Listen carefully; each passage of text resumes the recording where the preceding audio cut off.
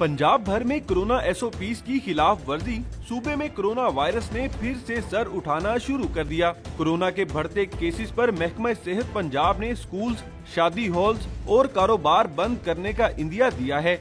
अगर ये केसेस की रफ्तार कम न हुई और ये पॉजिटिविटी इसी तरह से बढ़ती रही जिस तरह से हमें नज़र आ रहा है, तो फिर लामुहला हमें बहुत सारे एक्शंस लेने पड़ सकते हैं, जिसमें स्कूल्स का बंद होना, जिसमें शादी हॉल्स का बंद होना, बहुत सारी बिजनेस एक्टिविटीज़ का लिमिट होना शामिल हो सकता है।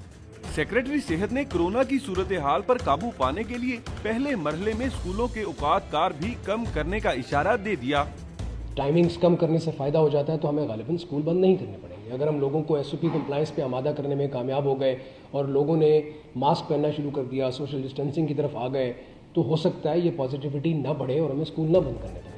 सेक्रेटरी सेहत ने इस बात पर जोर दिया कि अगर कोरोना SOPs पर बाकायदगी से अमल दरामद होता है तो फिर स्कूल्स, शादी हॉल्स और कारोबार बंद करने की नौबत नहीं आएगी। कैमरामैन मोहम्मद जलील के साथ नुमान लियाकत, डॉन न्यूज़, लाहौर।